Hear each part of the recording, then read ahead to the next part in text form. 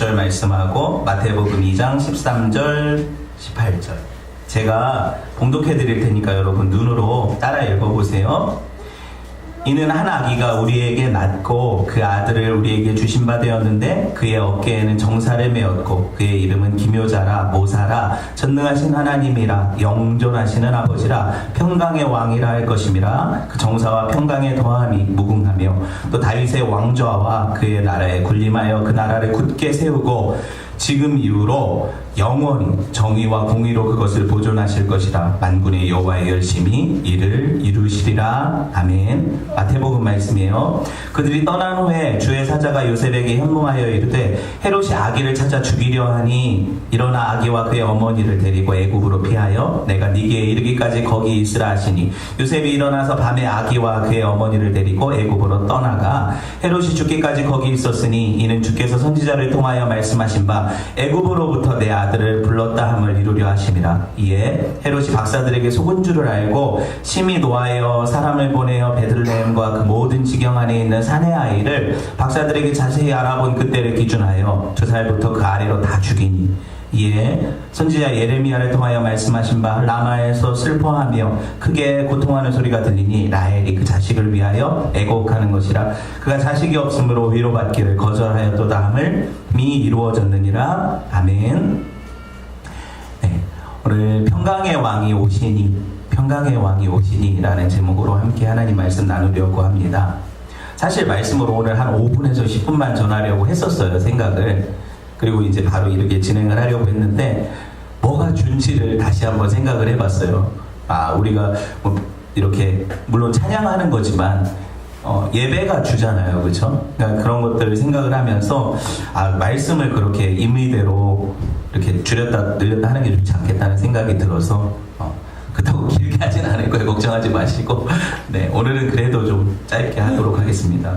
성탄의 의미를 먼저 생각을 해볼게요. 하나만 들어와. 네. 오늘은 교회가 성탄주일로 지키는 날이죠. 그쵸? 25일은 성탄절이라고 불러요, 사람들이. 그쵸? 달력에도 25일은 서양 그 달력을 들여왔기 때문에 빨간 날로 쉬죠. 근데 여러분, 성탄절이라는 게 있어요, 없어요, 원래?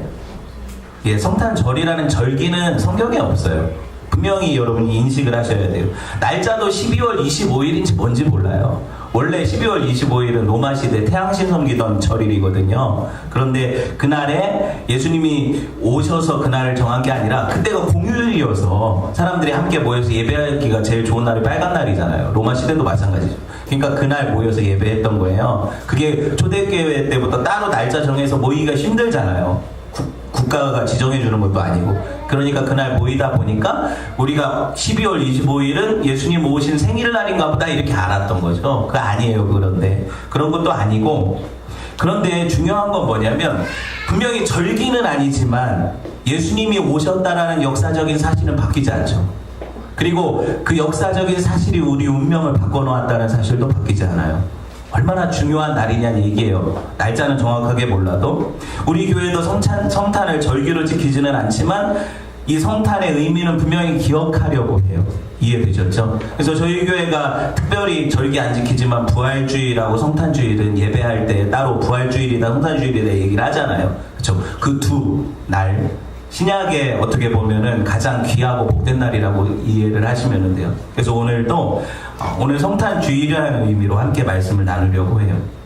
여러분 보세요. 이 세상 어떤 인생들의 탄생이 우리 예수님의 탄생만큼 고귀한 탄생이 어디 있어요? 세상에 대단하다는 사람들이 나고 살다 갔지만 이 세상의 역사를 바꾼 분은 누구예요? 예수님이시잖아요. 그렇죠? 그 서력 기원이 왜 생겼습니까? 예수님 탄생을 기점으로 해서 지금 서기 2018년이죠. 그게 뭐예요? 예수님이 탄생하신 기점을 통해서 연도가 바뀌어버리는 거예요. 그렇죠? 역사가 바뀌어버리는 거예요. AD와 BC와 AD로 나누죠. 그게 뭐예요? BC는 약자잖아요. 말씀해보세요. 카드가 아니에요. BC가 뭐예요? Before Christ, 그쵸? 예수님 이전이라는 뜻이에요. BC가. AD는 라틴어잖아요. 아노 도미니. 뭐예요? 주 안에라는 뜻이에요. 주님이 오시고 나서 주 안에 시작된 새해라는 거예요. 이해되셨죠? 이렇게 돼서 AD, BC가 다니는 거예요. 그러니 여러분 세상도 예수님 믿지 않는 세상도 예수님 오심으로 이 세계가 변했다는 걸 인정하는 것 아닙니까? 그 서력 기원을 우리가 쓰고 있는 거고, 그렇죠? 그렇게 보면 진짜 성도들뿐 아니라 세상이 인정하는 이분의 오심이 귀한 날이 아니에요? 여러분 한번 생각을 해봅시다. 우리가 율법적으로 그날을 지킬 필요는 없어요. 맞잖아요. 교회가 그럴 필요가 없잖아요. 신약시대에 와서 예수님이 다 이루신 거니까 절기를. 그런데 우리가 따로 모여서 주일에 예배하는 것도 안식일을 지키는 것이 아니라 하나님 앞에 구별해서 드리는 거니까 그래서 우리가 이어오는 거잖아요. 맞죠? 맞잖아요. 그렇죠? 성탄주일도 마찬가지라고 생각을 해요. 우리 주님 오심을 기억하면서 우리 주님을 1년에 한 차례라도 왜 우리 주님이 오셨고 우리 주님의 오심이 어떤 의미인지를 기억하는 건 참 중요한 거라고 생각을 해요. 그런 의미에서 제가 너무 서문이 길었죠. 그런 의미에서 우리 주님 오심을 좀 따라봤으면 좋겠어요.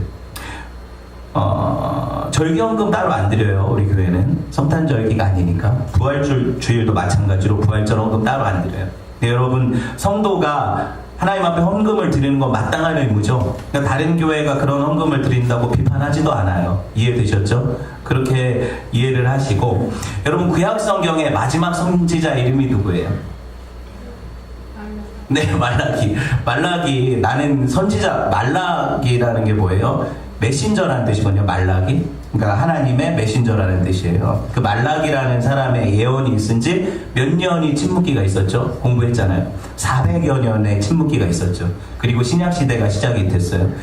그 말라기에서 예언된 그 예수님의 오실 길을 예비하는 사람이 누구예요? 세례 요한 아닙니까? 엘리야의 심령을 가지고 오는 세례 요한이 예언이 되었고 그가 이렇게 예수님 오심을 예비하고 그러고 나서 오셨어요. 실제로 그분이 누구?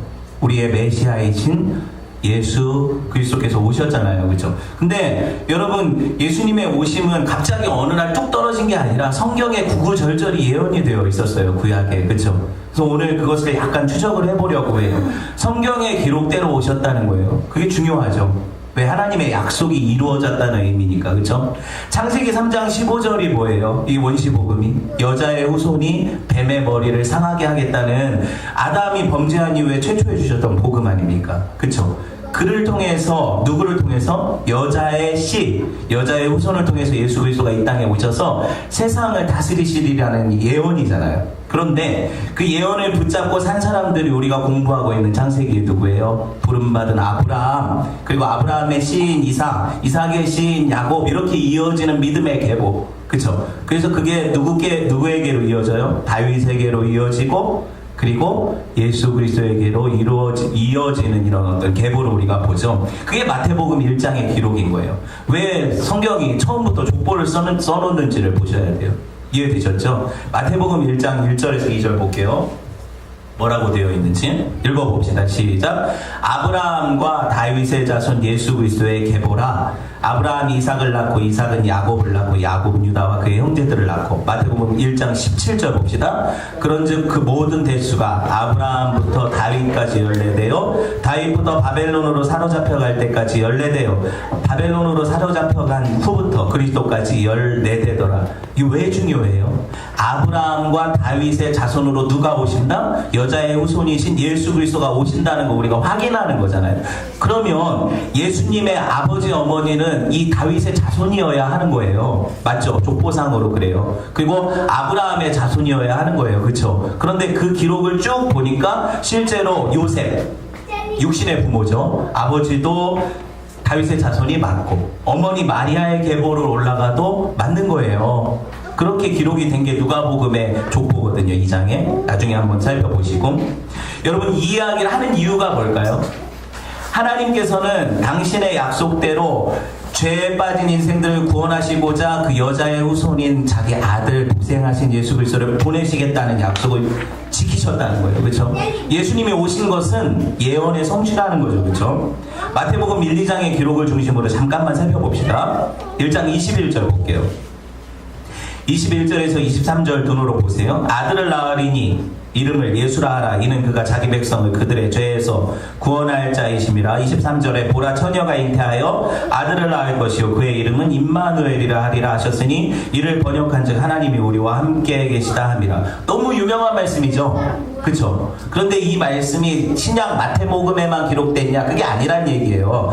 이미 구약에서 이 예언이 있었단 얘기죠. 그걸 찾아볼까요? 이사야 7장 14절 보세요.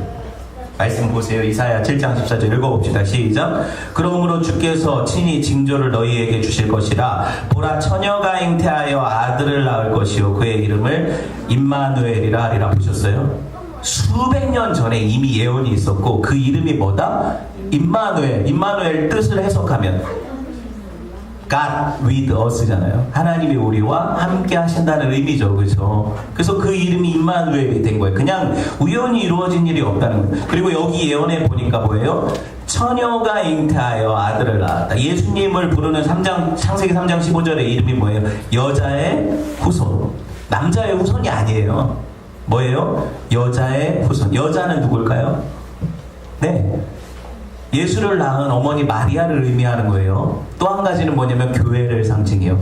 예수를 낳는 교회를 상징해요. 왜? 하나님이 교회를 통해서 예수를 보내시니까. 요한계시록에 보면 이 기록이 나오거든요. 여자가 해산할 기한이 차서 용이 잡아먹으려고 하는데 아기를 낳아요. 예수 그리스도에 대한 기록이 나오거든요. 계시록은 나중에 얘기를 하고 다시 물어봅니다. 임마누엘 뜻이 뭐예요? 하나님이 저하고만 계신 것 같아요. 다시 임마누엘 뜻이 뭐라고요? 하나님이 우리와 함께 계신다는 뜻이죠. 그렇죠? 하나님이 우리와 함께 계신다는 뜻이에요. 이게 얼마나 복된 말씀이에요. 죄인은 하나님과 함께 할 수 없어요. 왜? 우리 죄가 하나님과 우리 사이를 냈잖아요. 그래서 죄인은 하나님께 다가갈 수가 없는데 우리가 못 가니까 누가 오시는 거예요? 하나님이 내려오시는 거예요. 그렇죠? 그래서 하나님이 죄인들을 처소 삼으셔서 뭐예요? 너는 성전이라고 바꿔놓으시고 우리와 함께 하신다는 의미가 임마누엘인 거예요. 그렇죠? 그의 예언의 성취가 바로 저와 여러분 안에 오신 성령 아닙니까? 우리가 임마누엘을 살고 있는 거잖아요. 하나님 우리와 함께 계시잖아요. 그렇죠? 이런 의미로 이 말씀을 봐야 돼요. 자, 또 봅시다. 마태복음 2장 6절에 보면 한 고을의 이름이 나와요. 시작. 또 유대 땅 베들레헴아 너는 유대 고을 중에서 가장 작지 아니하도다. 네게서 한 다스리는 자가 나와서 내 백성 이스라엘의 목자가 되리라 하였음이니라. 네, 미가서 말씀의 예언을 인용한 거죠. 봅시다. 시작. 베들레헴 에브라다야 너는 유다 족속 중에 작을지라도 이스라엘을 다스릴 자가 네게서 내게로 나올 것이라. 그의 근본은 상고의 영혼에 있느니라. 보셨어요? 예수님의 오심은 그냥 우연히 어느 날 이루어진 게 아니라 수천 년 전부터 선지자들을 통해서 하나님이 약속하신 것들이 이루어진 거라는 거예요. 그래서 예수님이 태어날 장소까지 지정되어 있었죠. 그 이름이 뭐예요? 유대 땅 베들레헴이죠. 베들레헴. 이게 제가 베들레헴 설명해 드렸죠. 베이트가 집이고 레헴이 떡이니까 베이트 레헴 하면 뭐예요? 떡집이라는 거죠. 예수님이 자기가 오셔서 자기를 뭐라고 불러요? 나는 하늘로부터 온 산떡이다. 생명의 떡이다. 그쵸? 떡집에 오신 떡인 거예요, 예수님이. 그리고 그 떡을 먹으면 영생하리라. 그쵸? 이게 성경의 약속이잖아요. 심지어 예수님이 떡이시라는 것은 어떻게 증명이 되냐면 아기가 어떤 밥통에 오셔요. 무슨 밥통에 오세요? 말구유. 석영희 선생님 말구유에 오시죠. 말구유가 뭐예요? 짐승들의 먹이통 아닙니까? 그렇죠? 여러분 하나님 떠난 인생을 구약이 뭐라고 해요? 성경이 짐승 같다고 그래요. 하나님 떠난 인생들은 짐승 같다 그래요. 그런데 짐승들을 먹이셔서 살리시려고 오신 분이 누구세요? 예수 그리스도시라는. 그래서 그분이 생명의 떡으로 말구유에 누이시는 거예요. 이게 표적인 거예요. 그러니까 예언, 구약을 우리가 왜 열심히 배워야 되냐면 신약에서 성취된 일들이 하나님이 약속하신 게 맞나? 실제로 이게 이루어진 게 맞나? 상관이 없으면 구약 따로 신약 따로 봐도 되죠. 근데 구약과 신약은 유기적으로 연결되어 있어요. 그러니까 제가 설교를 할 때 늘 어떻게 연결을 해요? 구약에서 신약으로 가잖아요. 그렇죠? 근데 여러분 이거에서 건너뛰어서 신약의 내용만 설명하면 온전치 않아요. 왜냐하면 베들레헴에서 왜 났는지 모르고 그분이 왜 떡인지 모르고 이해되셨어요? 구약이 없다면. 왜 그분이 동정녀에게서 낳는지 몰라요. 여자의 후손이라는 말이 없다면. 제 말이 이해가 되세요? 이 모든 것들이 이어져 있어요. 그러니까 구약과 신약을 같이 봐야죠. 같이 봐야 되는 거예요. 제가 계시록을 물어볼 때 지금 설명할 수 없다고 했어요. 왜냐하면 구약을 알아야 계시록을 알아요. 구약하고 계시록이 연결되어 있거든요. 그래서 그래요. 여러분 한번 생각을 해봅시다. 예수님이요 자기 몸을 찢어서 우리의 생명 양식으로 주시잖아요. 그렇죠? 우리는 그분을 인자의 살을 먹고 마시는 자는 영생을 누린다 하시잖아요. 약속이죠. 그러니까 저와 여러분은 예수 그리스도를 먹고 마시고 사는 사람들이잖아요. 맞죠? 그거를 인정하면 여러분 근데 내가 날마다 예수 그리스도를 양식 삼아 살고 있습니까? 아니면 내가 정말 세상의 다른 가족들을 양식 삼아 살고 있습니까? 이런 것들 우리가 한번 돌이켜 볼 수 있는 이 주간이 될 수 있겠죠? 성탄 주간이. 한번 나를 돌이켜 보세요. 나 말고 여러분 자신을 돌이켜 보세요. 여러분 보세요. 예수님이 헤롯을 피해 잠시 애굽에 내려갔다 오신 기록이 있는 거 아세요? 마태복음에 나와요. 한번 봅시다. 시작. 마태복음 2장 15절. 헤롯이 죽기까지 거기 있었으니 이는 주께서 선지자를 통하여 말씀하신 바 애굽으로부터 내 아들을 불렀다 함을 이루려 하십니다. 진짜 신기한 게 뭐냐면 예수님이 호적하러 갔다 애기 낳았어요. 예수님이 낳으셨어요. 그렇죠? 낳는데 헤롯이 알고 죽이려고 할 때 부모가 잠깐 어디로 피해요? 애굽으로 피해요. 근데 이게 그냥 피한 게 아니에요. 애굽으로 간 것도 다른 나라도 갈 수 있는데 애굽으로 간 이유가 있다고요. 그 이유가 뭐예요? 예언을 응하게 하기 위해서 내 아들을 애굽으로부터 불렀다. 예수님이 애굽에 가셔야 거기서 부르시죠. 그런 의미죠. 호세아 11장 1절 봅니다. 시작. 이스라엘이 어렸을 때 내가 사랑하여 내 아들을 애굽에서 불러내었거늘. 이 말씀이 그 말씀이잖아요. 근데 여러분 보세요. 이 출애굽의 말씀은 사실 이스라엘 백성들한테 한번 이루어졌죠. 언제? 요셉 식구들이 다 애굽에 내려갔다가 모세의 시대에 출애굽 하잖아요. 하나님의 구원을 상징하는 거죠. 그렇죠? 근데 예수 그리스도는 죄가 있으세요, 없으세요? 죄가 없으신 그분이 왜 애굽으로 내려가실까요? 그분은 모든 죄인들의 대표로 애굽에 생활하시는 거예요. 왜? 죄인이 죄인을 대표해서 죽는 거잖아요. 그러니까 하나님은 죄 없으신 그분을 애굽으로 밀어 넣으셨다가 출애굽시키시는 거예요. 이게 출애굽이거든요. 출애굽시키셔서 어떻게 해요? 그 안에서 모든 믿는 자들을 출애굽시키시는 거예요. 저와 여러분을. 이해되셨죠? 그러니까 예수님이 애굽에 내려갔다 오시는 게 마땅하죠. 여러분 보세요. 모세만 출애굽을 한 게 아니에요. 바벨론에 끌려갔던 이스라엘 백성들이요. 2차 출애굽을 했어요. 그 성경이 그렇게 기록을 하거든요. 출애굽했다고 얘기를 해요. 그만큼 중요한 거예요. 저와 여러분이 사는 세상은 성경이 뭐라고 비유를 해요? 애굽 같다 그러죠. 바벨론 같다, 애굽 같다 그러죠. 그래서 애굽에 내려가지 마라 그러잖아요. 이상한테도. 그렇죠? 그런데 보세요. 우리는 그 경고를 무시하고 늘 어디를 좋아해요? 애굽에 살 때는 오이도 많이 먹고 부추도 많이 먹고 참 고기도 많고 고기 가마 그릇에서 끓이는 거 퍼다 먹었는데 샤브샤브 먹었는데 내가 이게 뭐냐 여기 와가지고 이렇게 거칠고 딱딱한 이 만나만 먹고 산 이게 생명 양식인데 그렇게 불평하는 자들에게 뭐라고 해요? 애굽으로 돌아가지 말라고 하잖아요. 그들은 계속 애굽으로 끊임없이 돌아가려고 하고 근데 이 모습이 우리 안에 있잖아요. 예수 믿고 구원받고도 늘 세상을 동경해서 세상 사람들의 어떤 그 즐기는 것들이 내 탐식이 되고 그렇죠. 그렇게 돌아가려는 우리 인생들에게 하나님이 어떤 명령을 하세요? 내 아들을 내가 애굽에서부터 불러내었다 그러시잖아요. 그러니까 저와 여러분은 빠져나온 인생들이죠. 빠져나왔는데 애굽을 동경하면 돼요, 안 돼요? 죽어요? 불뱀한테 물려 죽어요. 죽어요, 동경하면. 그렇죠? 하나님 그렇게 살려놓으시지 않으시거든요. 그래서 예수님이 내려갔다 오시는 거거든요. 보세요. 오늘 이제 핵심으로 갈게요. 이사야 9장 6절 7절 말씀 볼까요? 이사야 9장 6절 7절 말씀 읽어봅시다. 시작. 이는 한 아기가 우리에게 낳고 그 아들 우리에게 주신 바 되었는데 그의 어깨에는 정사를 메었고 그의 이름은 기묘자라. 기묘자가 뭐예요? 원더풀. 대단한 분이다 이런 거예요.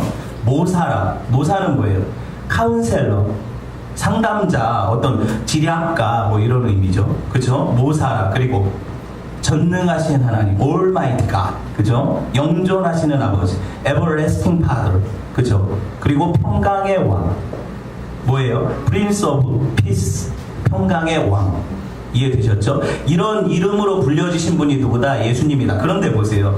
오늘 제가 주목하려는 건 뭐냐면 제목이 평강의 왕이 오시니에요. 그죠? 평강의 왕이 오시니. 그분이 우리가 평강의 왕이다 그러고 아까 찬양도 했잖아요.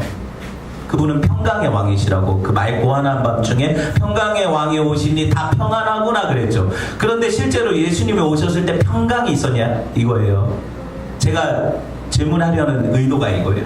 여러분, 평강이라는 것은 우리말 성경에 어떻게 번역이 되냐면요. 다 아시다시피 평강, 평안, 평화, 화평, 화목, 번영, 행복 다 이렇게 번역이 돼요. 여러 가지 단어들로. 근데 평강이요. 이걸 히브리어로 뭐라고 해요? 인사인데. 샬롬이라고 하죠. 샬롬, 평강, 그쵸? 근데 이분이 오셨을 때 이름이 뭐다? 샬롬인 거예요. 세상의 평강. 그래서 천사들이 나타나서 지극히 높은 곳에서는 하나님께 영광이요, 땅에서는 기뻐하심을 입은 사람들 중에 평화다 그러잖아요. 샬롬이다 그러잖아요. 그쵸? 그분이 샬롬으로 오셨는데 진짜 이 세상이 예수님 오심으로 샬롬이 이루어졌냐는 거죠. 아니라니까요. 우리가 알고 있는 개념의 평강은 없어요. 예수님 오시고 나서도. 보세요. 여러분, 이 샬롬이라는 이름을 가졌던 왕이 둘 있어요. 누구예요? 살레몬 멜기세덱 들어보셨죠? 그리고 또 살렘이 샬롬이니까. 그리고 솔로몬, 이게 샬롬이에요. 왜? 다윗이 전쟁을 해가지고 온 가나안 지경을 접수를 하니까 아들은 피를 안 봐도 돼요. 그래서 솔로몬 시대 부귀와 영화가 그게 다랬죠. 그래서 네 아들 이름 뭐예요? 솔로몬인 거예요. 샬롬 왕인 거예요. 그쵸? 그 모티브로 해서 예수님이 오셔서 내가 평강의 왕이다 그러면 적어도 우리가 기대할 때 더 이상 전쟁이 없고 더 이상 고통이 없고 눈물이 없고 번영과 행복과 어떤 탄탄대로가 펼쳐지는 그런 어떤 나라가 올 거라는 기대가 있을 거 아니에요. 평강의 왕이 오셨다 그러니까. 천사들도 그렇게 선포했으니까. 그죠? 근데 평강의 왕이 오셨을 때 세상이 어땠어요? 난리가 났어요. 난리가 났다고요. 마태복음 2장 1절 2절 볼게요. 마태복음 2장 1절에서 3절 볼게요. 헤롯 왕 때 예수님이 베들레헴에서 나시죠. 동방박사들이 경배하러 왔는데 2절에 유대인의 왕으로 나신 이가 어디 계시냐? 근데 생각해 보세요. 왕궁에 와서 왕을 안 찾아. 왕이 따로 있대. 그러니까 헤롯 입장에서는 어때요? 그건 죽여버려야죠. 왜? 내가 왕이고 내 자녀들이 자자손손 왕위를 이어야 되는데 따로 왕이 있다고 경배하러 왔잖아요. 얼마나 화가 나요. 그래서 뭐라고 해요? 2절에 3절에 헤롯과 온 예루살렘이 듣고 어떻게 됐대요? 소요가 일어났어요. 소동이 일어났대요. 평안합니까? 평강이 없어요. 난리가 나요. 세상은 예수님이 오시면. 뭔 말인지 아시겠어요? 예수님이 오시면 세상은 난리가 나요. 주님의 탄생으로 인해서 예루살렘에 소동이 일어났죠. 거기서 그치지 않아요. 2장 16절 볼게요. 읽어봅시다. 시작. 이에 헤롯이 박사들에게 속은 줄 알고 심히 노하여 사람을 보내어 베들레헴과 그 모든 지경 안에 있는 사내 아이를 박사들에게 자세히 알아본 때를 기준하여 2살로부터 그 아래로 다 죽였다 그러죠. 아기를요, 여러분, 베들레헴에 있는 아기가 몇천 명인지 몇만 명인지 모르겠어요. 2살 이하 애들 싸그리 죽였어요. 왜? 누구 때문에? 평강의 왕 때문에. 평강이 있어요, 이 베들레헴에? 무슨 평강이 있어요? 애곡하는 소리가 넘쳐나겠죠. 다 초상집 아닙니까? 그렇죠? 애기 있는 집들은 다 초상집이잖아요. 그런데 성경은 예수님이 오신 걸 뭐라고요? 평강의 왕이 오셨다 그래요. 그러면 적어도 우리가 생각하는 평강과 우리가 쉽게 쓰는 평강과 예수님이 말씀하시는 평강은 다르다는 거잖아요. 맞죠? 그분이 진짜 평강의 왕이시라면 적어도 전쟁이 없고 싸움이 없고 이런 평강이 아니라는 걸 알겠잖아요. 이 말씀을 통해서. 여러분 보세요. 이 예언들이 어떻게 이루어져요? 라마에서 마태복음 2장 18절에 보니까 슬퍼하며 크게 통곡하는 소리가 들리니 라헬이 그 자식을 위하여 애곡하는 것이라 그가 자식 없음으로 위로받기를 거절했다. 이 말씀이 밑에 보면 예레미야 말씀하고 똑같거든요. 보세요. 31장 15절. 그쵸? 라마에서 슬퍼하며 통곡하는 소리가 들리니 라헬이 그 자식 때문에 애곡하는 것이라 그가 자식이 없어져서 위로받기를 거절하였도다. 라헬의 아들이 누구예요? 애굽에 팔려갔던 요셉이잖아요. 요셉이 없어졌죠, 형제들에 의해서. 그때 라헬이 자기 새끼가 죽은 줄 알고 애곡하는 거잖아요. 그런데 그런 슬픔이 어디 미치는 거예요? 이 다윗의 동네 베들레헴에 미친 거예요. 왜? 평강의 왕이 오셨는데 그 왕 때문에 내 새끼가 죽어요. 그렇게 슬픈 일이 일어난 거예요. 그런데 성경은 그분을 평강의 왕이라고 하니까 이게 해명이 돼야죠. 그 우리 삶에도 왜 예수가 오셨는데 평안이 없는 거예요. 우리가 생각하는 소위 말하는 평화와 번영과 행복과 세상적으로 잘 나가고 안정되고 잘 되는 이런 게 왜 안 일어나냐고요, 우리 인생에. 그러면 그 샬롬은 그 샬롬이 아니라는 거잖아요. 그쵸? 그거를 우리가 규명을 해야 오늘 말씀이 이해가 될 것 아닙니까? 그쵸? 그분이 진짜 평강의 왕이세요? 예수님은 자기 증거를 통해서도 세상이 생각하는 평안은 아니라고 얘기하세요. 한번 볼까요? 마태복음 10장 34절에서 36절 읽어봅시다. 시작. 내가 세상에 화평을 주러 온 줄로 생각하지 말라. 화평이 아니야. 뭘 주러 왔대요? 검을 주러 왔다. 내가 온 것은 사람이 그 아버지와 딸과 어머니와 며느리가 시어머니와 불화하게 하려 함이니 사람의 원수가 자기 집안 식구래요. 예수 믿어서 집안이 깨져요. 예수 믿어가지고 부부가 사이가 안 좋아져요. 예수 믿어서 아버지 자녀 사이가 틀어져요. 그런데 이게 예수님이 이 일을 하러 오셨대. 뭐가 평강인지 아시겠어요? 우리가 생각하는 평안은 뭔가 다 잘 되고 서로 두루두루 화목하고, 그쵸? 이런 거잖아요. 다 그냥 좋고 인정되고 이런 건데 그게 아니래요. 예수님이 주시는 평안은. 예수님이 평안을 주신 사람은 그때부터 불화가 일어나요. 세상 육적인 불화가. 뭔가 예수 믿어서 뭐가 안 돼요. 예수 믿어서 가족이 깨져요. 예수 믿어서 인생이 지지를 힘들어요. 고난이 와요. 자식이, 보세요. 여기 보면 라헬이 자식을 위해 애곡한다. 베들레헴에 애들이 다 죽었잖아요. 예수님이 평강의 왕이신데 그분이 오실 때 우리 인생 가운데 일어나는 일들을 보자고요. 그러니까 저와 여러분이 뭘 여기서 알아야 되냐면 예수 믿어서 우리가 생각하는 번영은 없는 거예요. 예수 믿어가지고 그렇게 잘 되는 인생은 없는 거예요. 그게 복이 아니라고 했잖아요. 그렇죠? 진짜 복은 뭐냐면 여러분, 세상이 줄 수 없는 평강이라고 예수님이 얘기하시거든요. 내가 너희한테 평안을 주러 왔다. 그 평강은 세상이 주는 것과 다르다. 이 말씀은 어디 있어요? 어디 있어요? 요한복음 14장 27절 볼게요. 읽어봅시다. 시작. 평안을 너희에게 끼치노니 나의 평안을 너희에게 주노라. 내가 너희에게 주는 것은 세상이 주는 것과 같이 아니하니라. 너희는 마음에 근심하지도 말고 두려워하지도 말라. 보세요. 내가 주는 평안은 세상과 다른데 그렇다고 너희가 두려워하거나 근심하지 마라. 왜냐하면 내가 주는 평강을 세상이 뺏지도 못하고 세상이 주지도 못하는 거니까, 내 안에서 내적으로 솟아나는 거니까, 하나님이 내 안에 들어오셔서 임하는 임마누엘의 평강이니까 이거 누가 외부에서 뺏어낼 수가 없어요. 상황이 어려워져서 이걸 뺏기지 않는다고요.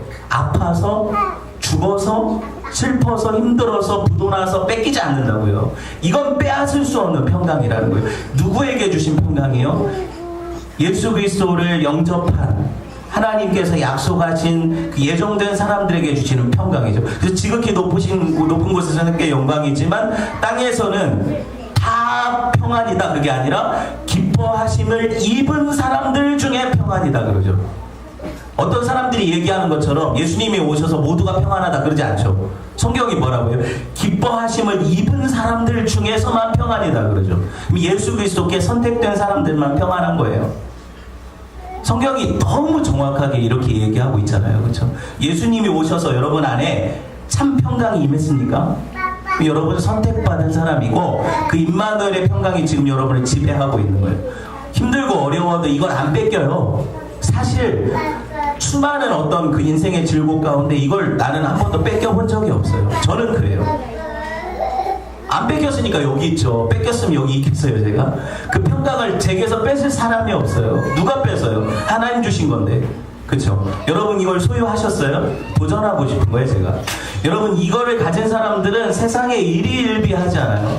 뭐 어떤 일이 어떻게 돼서 그것 때문에 힘들고 슬프고, 물론 사람이니까 그런 일이 있는데 좌절하고 낭망해서 포기하지 않는다고요. 하나님을 의지해서 넉넉히 이기느니라 그러죠. 넉넉히. 너희에게는 감당치 못할 시험이 허락된 게 없다. 너희에게 그런 시험을 주셨다는 건 네가 감당할 능력을 내가 함께 주겠다는 의미다. 이런 거잖아요. 그렇죠? 그러니 그 평강이 어떻게 뺏겨요? 안 뺏겨요. 안 뺏긴다고요. 여러분, 그럼 성경이 말하는 진짜 평강이 뭡니까? 그 성경에 로마서 5장 10절에 정확하게 나와 있죠. 이 샬롬이 뭐냐? 읽어봅시다. 5장 10절 읽어봅시다. 시작. 곧 우리가 원수 되었을 때에 그의 아들의 죽으심으로 말미암아 하나님과 화목하게 되었은즉 화목하게 된 자로서 더욱 그의 살으심으로 말미암아 구원을 받을 것이라. 이게 무슨 말이에요? 아담의 범죄 이후로 태어나는 모든 인생들이 죄인이라서 하나님과 원수 되었어요. 여러분, 제가 지금 어떻게 보면은 문재인 대통령하고 원수 되었다면 문재인 대통령이 힘들까요? 제가 힘들까요? 당연히 제가 훨씬 힘들죠. 훨씬 더 강한 자가 약한 자와 이렇게 전쟁이 붙어서 원수가 되면 약한 자가 힘이 없는 거잖아요. 무슨 말이냐면 하나님과 죄인, 피조물이 원수가 되었다는 얘기는 하나님이 힘드신 게 아니에요. 누가 힘든 거예요 지금? 원수된 우리가 힘든 거죠. 그런데 전혀 아쉬울 것이 없는 그분이 원수인 우리들을 살리시려고 아들 주신 얘기가 이 성탄의 이야기잖아요. 그래서 그분이 둘을 하나로 합치시는 거잖아요. 내가 너와 화평을 하러 왔다. 우리가 뭘 싸질러 들고 가서 하나님 나를 용서해 주십시오 하고 막 제물 바치고 용서 받는 게 아니라 하나님이 아들을 보내셔서 우리를 화목해 하시는 거예요. 이게 기독교죠. 정확하게 이게 기독교. 이해되셨어요? 여러분 보세요. 에베소서 2장 14절 17절 말씀 봅시다. 시작. 그는 우리의 화평이신지라 둘로 하나를 만드사 원수된 것 중간에 막힌 담을 자기 육체로 하시고 법조문으로 된 계명의 율법을 폐하셨으니 이는 둘로 자기 안에서 한 세 사람, 이게 교회거든요. 교회를 지어서 화평하게 하시고, 건물이 아니라 성전인 우리 교회를 상징해요. 이 십자가로 이 둘을 한 몸으로 어떻게 해요? 하나님과 화목하게 하셨다. 이게 샬롬이에요. 화목이. 아까 제가 번역해 드렸잖아요. 샬롬하게 하셨으니 원수된 것을 뭘로 소멸하셨어요? 예수 그리스도의 십자가로 소멸하셨다. 하나님이 자기 아들을 죽이셔서 우리의 피값을 대신해서 받게 하셨어요. 그럼 어떻게 되는 거예요? 우리는 하나님과 원수된 사이가 깨져서 이제는 어떻게 돼요? 하나님과 연합된 자가 되죠. 하나님의 자녀라고 부르잖아요. 하나님은 자기 아들을 죽이셨는데 우리가 아들이 됐어요. 입양됐어요. 그렇죠? 그런 은혜가 어디 있어요? 세상에 이런 은혜가 어디 있어요? 여러분, 이방인과 유대인은 한 몸으로 만드시고 거기에 머리이신 예수 그리스도를 보내셔서 하나의 완성된 몸이 된 게 교회거든요. 이게 이 얘기예요. 에베소서의 말씀이 교회로 우리를 부르셨다는 얘기예요. 예수님은요, 저와 여러분, 이게 마지막이에요. 도전하시죠. 세상이 너희에게 평강을 뺏을 수 있다고 생각하냐? 넌 나를 모르는 거다. 여러분, 절대 안 뺏겨요, 이 평강을. 예수 그리스도 임마누엘을 소유하신 분들은 평강을 뺏길 수가 없어요. 어떻게 뺏겨요? 그렇게 뺏기는 평강이라면 하나님 주신 게 아니라고요. 아시겠죠? 말씀을 맺겠습니다. 예수 믿는 자의 삶은요, 하나님이 있어서 평안한 거예요. 그게 다예요. 끝. 설교 끝. 그게 다예요. 뭐 다른 걸로 만약에 그 평안을 잰다면 난 돈 없어서 안 평강하고, 건강 없어서 안 평강하고, 난 못 배워서 안 평강하고, 이런 거잖아요. 난 예수로 인해서 만족한 거예요. 무화과 나무잎이 마르고 포도 열매가 없고 외양간에 송아지가 없고 뭐 논밭에 곡식이 없어도 나는 여호와를 인하여 즐거워하며 나는 구원의 하나님을 인하여 기뻐하리라. 이 말씀이 응하였다. 오늘 저와 여러분 안에 임마누엘로 오신 예수 그리스도를 찬양하는 그런 성탄 되었으면 좋겠습니다. 우리 함께 이 시간에 주신 말씀